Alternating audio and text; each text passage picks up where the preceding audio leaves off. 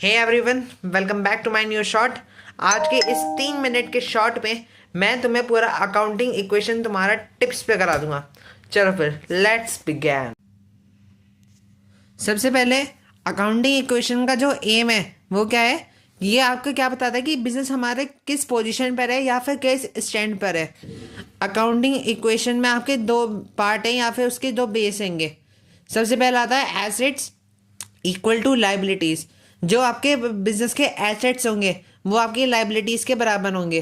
Liabilities आपकी 3 type की होती हैं, इंटरनल, एक्सटर्नल और कंटीजेंट लाइबिलिटीज़। लेकिन यहाँ पर हम कंटीजेंट लाइबिलिटीज़ की बात नहीं करेंगे, खाली दो की बात करेंगे, इंटरनल एंड एक्सटर्नल।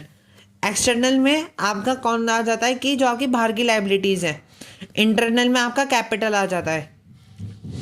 एसेट्स की एग्जांपल क्या क्या होते हैं? Cash, bank, stock, debtors, investment, land, building, furniture, machinery, vehicle and tools etcetera. और एक्सपेंस के क्या क्या हैं? Salary, wages, rent, interest, commission, brokerage, carriage, freight, travelling expense, convenience, repair, printing, stationery, courier, legal charges etcetera. तो ये आपके expense हो गए और ये आपके क्या हो गए? एसेट्स।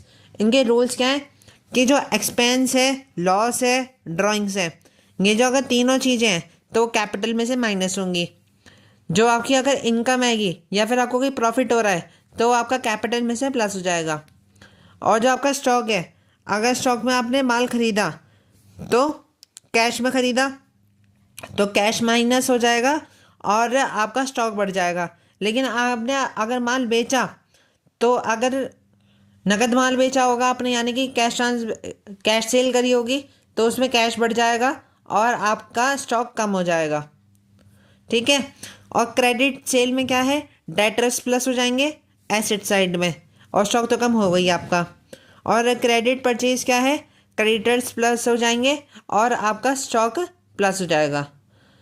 ये था आपका एक शॉर्ट रिवीजन अकाउंटिंग इक्वेशन का। आने वाली वीडियोस में हम सब अकाउंट्स के चैप्टर को एक 1 पेज के अंदर, एक 3 मिनट के शॉर्ट के अंदर बहुत ही अच्छी तरीके से समझ लेंगे।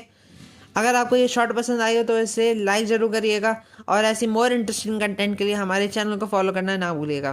तब तक के लिए bye bye, love you all.